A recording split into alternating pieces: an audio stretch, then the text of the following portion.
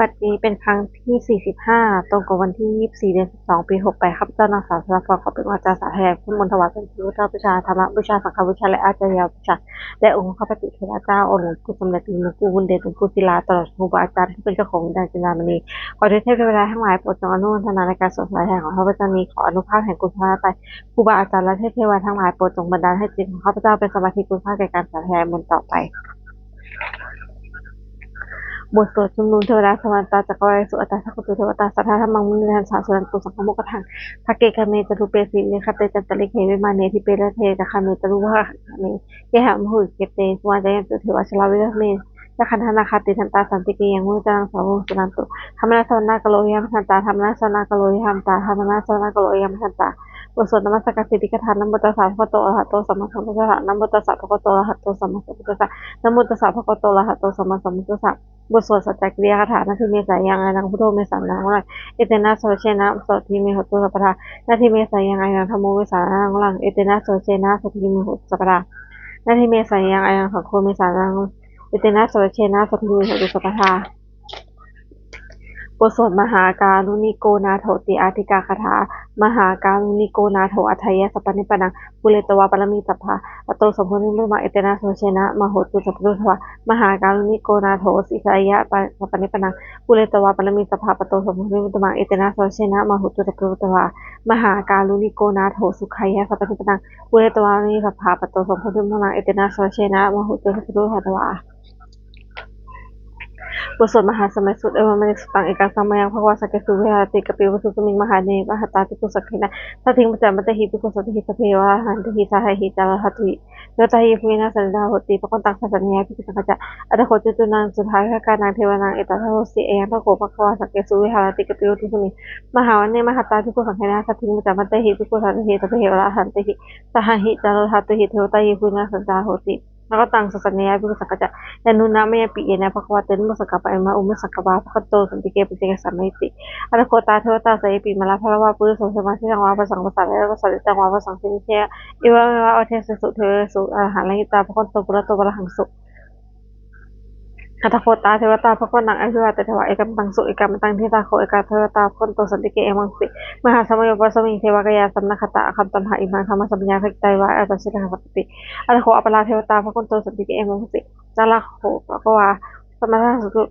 จิตังอตโนอุชุมกังสุสานหิวาเนตานิคาเหตวะเอสินักขันติปันทิตติอัตโคอปลาเทวตาภคโตสันติเกเอมังสิเทตวะกิลังเจตวะปริคังอินทะกิลังโอสัตตมิจาตจังติสุวิมลาจักขุมตาสุสุตานาคติอัตโคอปลาเทวตาภคโตสันติเกเอมังสิเยกติปุตังนาคตเสนเตกัสเมอปิเภมิ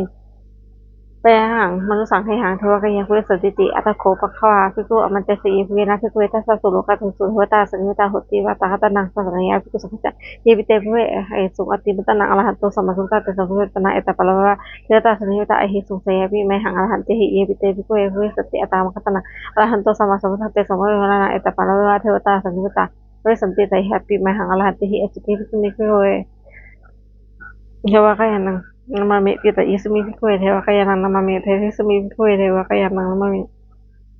ตังสุนาถาสตุกังมนาสิโรธาภริสมิติเอวังหันเตติโกภควันโตปัจจสสุภวะเอตทวจะสิโลกัมมนุสมิยะถาภวะราสิตาเยสุดาคิสตังมหิตตาสมหิตาปุโสสารินาโลมหะสัมปุโนโอตามนาสาพุทธาวินาภสัมมิลาภิญโยสุเตมะวะวะเนกปิโลทเวตโตอมันเตยิตถาสวะเกสสัญญเตเทวกายะอภิตาเตวิชนะทัพพิโกเตจัปปิมังพุทธาสัสนัง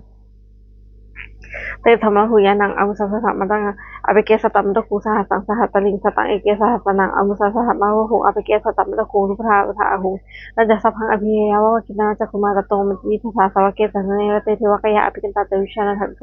เยวหะกิตยิสมิคินานิอโภนะหะสาวะขาภมาลปิโตทวะอิทิมโตหิติมโตวะนาโตยสนุมันธรรมนาภิกมงภิกขุนังสมิตินาถาภาเหมวะตายะขันนะโหอิทิมโตหิติมโตวะนาโตยสนุมันธรรมนาภิกมงภิกขุนังสมิตินังสัตหิราติหิสสานะขันนะเจโนอิทิมโตชิติมโตนะโตยสโนมธรรมนาภิกขุมุนังสมิตินะอิเตเตโรสหสานะขันนะเจโนอิทิมโตชิติมโตนะโตยสโนมธรรมนาภิกขุมุนังสมิตินะเวสามัจจปัสสตานะขันนะเจโนอิทิมโตชิติมโตนะโตยสโนมธรรมนาภิกขุมุนังสมิตินะภูมิโลราชาหิโกเวสาสังพิโยนังสหัสสังยะขันนะพุทธติภูมิโลราชาหิโกสปะคัสสุมิเตวังปุลมันเทสังราชาลาโทกัสติ ธนาอธิปติมหาลัยให้สิโสปุตตะสาวกวันธรรมสัพพะอิทิมันโตหิติมโตนะโตหิสโนมัทนาภิกขุมุงคุนาสัพพะเตนะอาคินันจะที่สังราชาวิโรปัสสติภูพนังอธิปติมหาลัยให้โสปุตตะสาวกวันธรรมนาสัพพะอิทิมันโตหิติมโตนะโตหิสโนมัทนาภิกขุมุงคุนาสัพพะเตนะวชิมที่สังราชาวิโรปัสสตินะคะอธิปติมหาลัยให้สิโสปุตตะสาวกวันธรรมนาสัพพะอิทิมันโตหิติมโตนะโตหิสโนมัทนาภิกขุมุงคุนาสัพพะเตนะอุตตรที่สังราชากุโรปัสสตินะคะอธิปติมหาลัยให้โสปุตตะสาวกวันธรรมนาสัพพะอิทิมันโตหิติมโตนะโตหิสโนมัทนาภิกขุมุงคุนาสัพพะเตนะอุตตรที่สังราชากุโรปัสสตินะคะอธิปติมหาราชาให้สิโสปุตตะสาวกนะคะนามหาสภาอิทิมโตทิติมโตวนาโตสนุปัฏนาภิกขุเรื่องสมัยนั้นบุรพได้สังราชโถทักกินนาวิภโกปจิมนาวิภโกกุลาตาหิตาตันตโลเตมหาราชาสมตาตโรหิสาทัสสรมณะอังสุวรรณกัปปิโนทเวได้สังวิโรธาสาวะคูการทามายากุเวนทุวิพุเตวิพุตสะการทัโลกาลสโถจะปีนุวัตุนิมัตุจับอนาโถอุปโยจะเทวสัมปตริจิเป็นโนนักขันธ์โกนโรสโกนโรสโก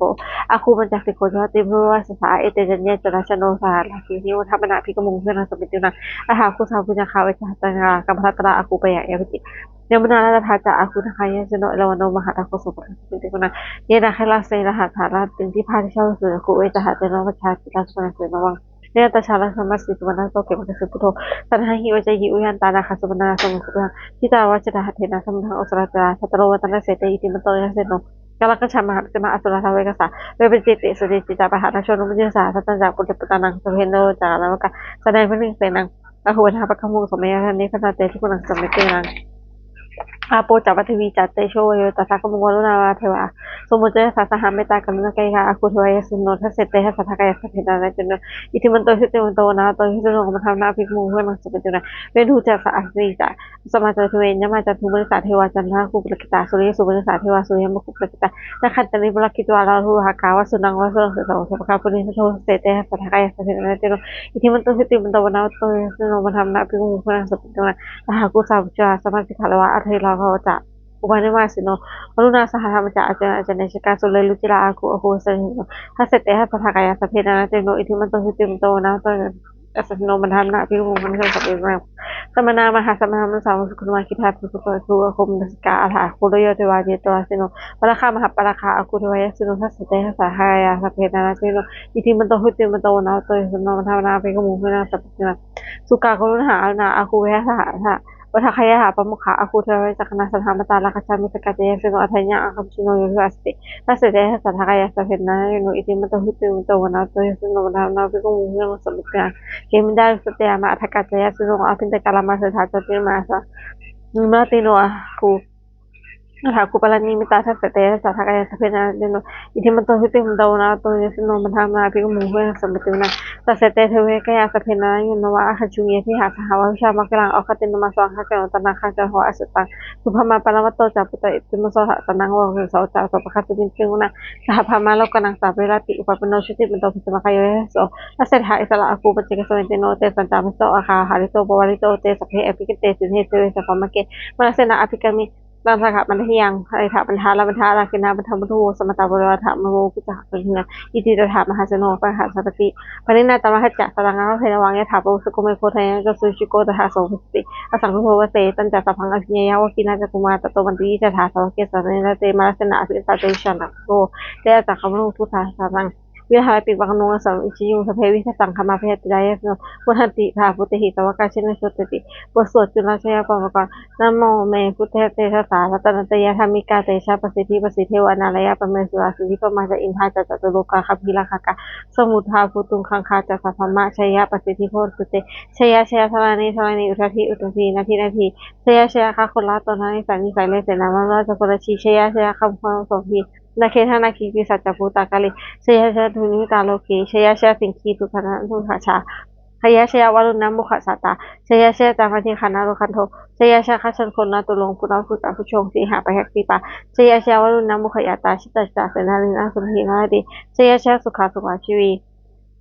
เชยชะทวานิตาลิสัทธาเชยชะทวานิสันติสัทธาเชยชะมัคคาลาลาภาภวเกเชยชะอุรุณยะเกเชยชะราคเตสุขเตชาเช ชยชยพรหมเมนทคณาชยชยทาชาธิราชสัจชัยชยชยปทวิงสัพพังชยชยอาหารตาเปเสสัสวะชยชยมหสุโ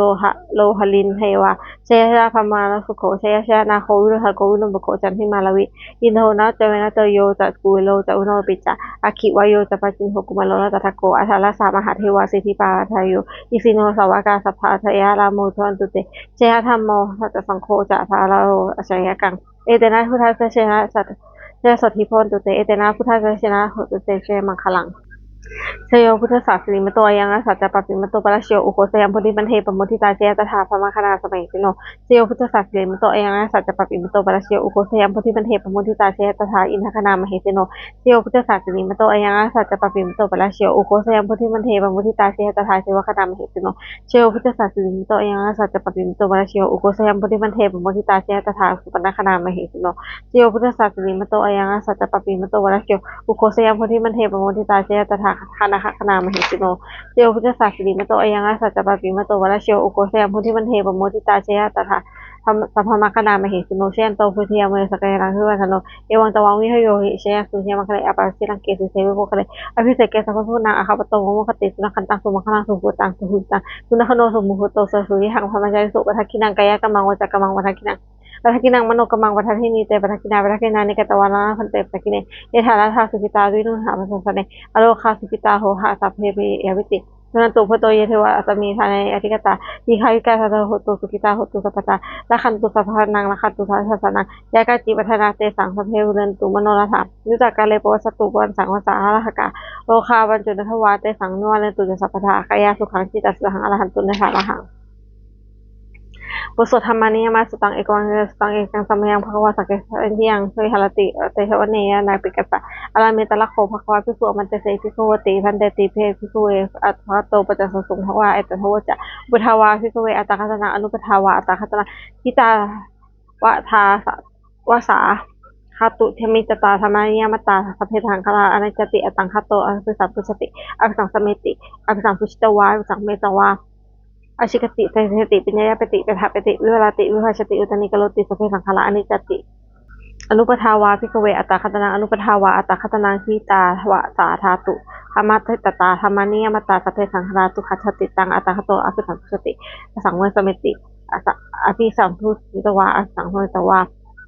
สัมเมตวาอาชิกติเสติปัญญาปฏิปทาปฏิวิวรติวิภาชติอุตนิกโลติสเพสังขาราตุขัชติอุปทาวาภิกขเวอัตตคัตนังอนุปทาวาอัตตคัตนังทิตาวาทาสาธาตุธรรมหันติจตาธรรมเยมตาสัพเพธรรมอนัตติตังอัตตาคโตสัมโพชิติสัมอภิสมิติสัมพุชิตวาสัมเมตวาอชิกติเทสติปัญญาปฏิปทาปฏิวิวรติวิภาชติอุตนิกโลติสัพเพธรรมอนัตติอิทิโมโวจะภควาอัตตมนาเจภิกขุโคตงสังอภินันทุติบทสวดพันเตกะละคาถาอตินัง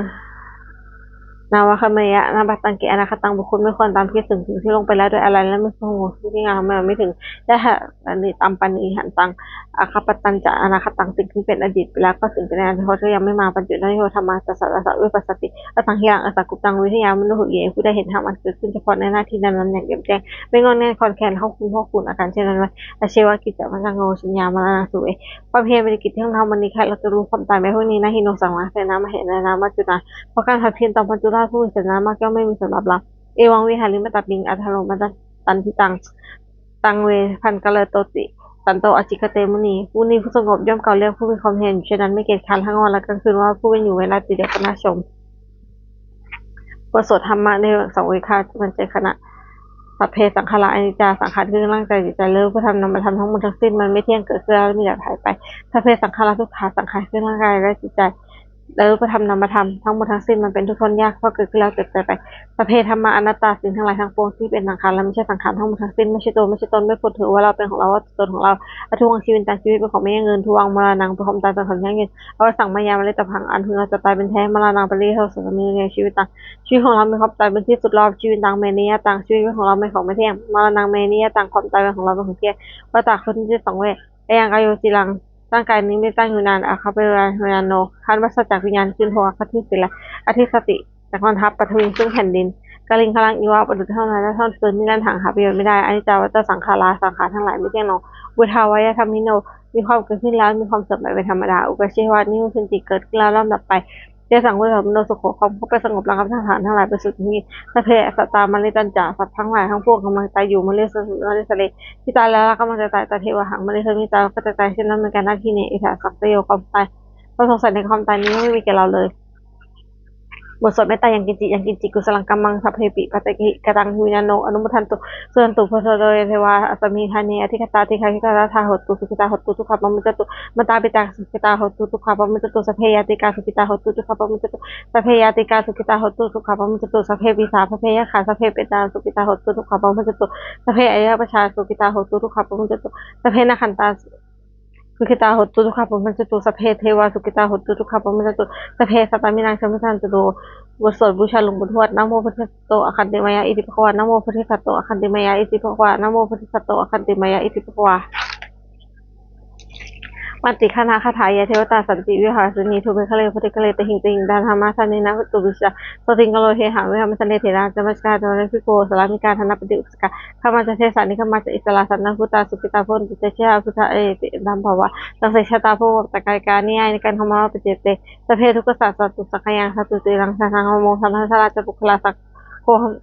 หตุสมะขวจะอัตายะใจหิตายจะอัมเหละคันตุสัทธโมสัพเพเวปาลิโนติสัมบันโนยามะธเมเลียปุริเตปสันนาหตุสัพเพปิวันนิโนพุทธัสเนสามารถทารังพระวิสันโตคาเทวปัสสตุพุทธิวยะสัจนังสัมมิทุงเปตังเทนังมาตาปิตะราชังนิจังละคัตุตะกังเอวังธรรมเมนะราชโนวชังละคัตุสัพพทาบทสวดเทวตาเชนคาถาทุกขปตาจนิทุกขาพยาปตาจนิพยาสกปตาจนิทุกขาวัตุสัพเพวันนิโนเอตาเขาจะอารัมหิเปนาสังละปะทังเยเพเทวานุมทันตุสัพพะเสติยะทารังให้ทันตุสัพพยาสิลังละคัตุสัพพทาและนายพิราตาโหตุกสันตุเทวตาคตาบทสวดสุมงคลคาถาโหตุสุพังสุมังคลังละคันตุสัพพะเทวตาสัพพะทุพานุภาเวนะสัทธิโหตุนิยันตลังโหตุสัพพังสุมังคลังละคันตุสัพพะเทวตาสัพพะธรรมานุภาเวนะสัทธิโหตุนิยันตลังโหตุสัพพังสุมังคลังละคันตุสัพพะเทวตาสัพพะสังฆานุภาเวนะสัทธิโหตุนิยันตลัง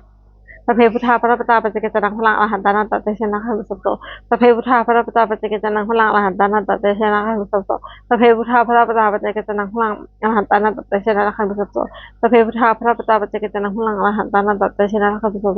สัพเพพุทธาพระปตาปัจเจกจนังพลังอรหันตานันตเตชนะขันตุสัพโตสัพเพพุทธาพระปตาปัจเจกจนังพลังอรหันตานันตเตชนะขันตุสัพโตสัพเพพุทธาพระปตาปัจเจกจนังพลังอรหันตานันตเตชนะขันตุสัพโตสัพเพพุทธาพระปตาปัจเจกจนังพลังอรหันตานันตเตชนะขันตุสัพโตสัพเพพุทธาพระปตาปัจเจกจนังพลังอรหันตานันตเตชนะขันตุสัพโตด้วยอำนาจแห่งบุญกุศลที่ข้าพเจ้าได้สวดสาธยายพระพุทธมนต์นี้ข้าพเจ้าขอน้อมเกล้าถวายแต่ว่าท่านพระราชกุศลแด่สมเด็จพระนางเจ้าสิริกิติ์พระบรมราชินีนาถพระบรมราชชนนีพันปีหลวงผู้เสด็จสู่สวรรคาลัยขออานิสงส์แห่งบุญกุศลนี้จงประสบสิ่งมงคลแก่ข้าพเจ้าให้แคล้วคลาดปลอดจากทุกโศกโรคภัยอันตรายทั้งปวงให้มีหลังได้อุตสิมั่นคงเป็นสมาอาชีพอันชอบธรรมคำว่าไม่มีอดอยากก็จนขอได้มีแก่ข้าพเจ้าขอให้ข้าพเจ้ามีสมาธิจิตตั้งมั่นในข้าคำสั่งสอนขององค์สมเด็จพระสัมมาสัมพุทธเจ้าดำรงอยู่ในความดีงามตลอดกาลนานอีกทั้งขอเทวดาทั้งหลายอนุนในการสาธยายบุญกุศลนี้โปรดประสิทธิ์สารทอน้อมส่งอนุภาพแห่งมงคลเลยสู่มรรคอิตายะเศรษฐีทั้งฝ่ายร้ายและฝ่ายเรารวมถึงมงคลทั้งปวงที่30อำนวยสร้างขึ้นให้เปี่ยมด้วยพุทธานุภาพเทวานุภาพและฤทธานุภาพอันศักดิ์สิทธิ์อำนวยผลให้ประสิทธิ์มงคลแก่ผู้ครอบครองและผู้ชาติทุกกันเถิดสาธุ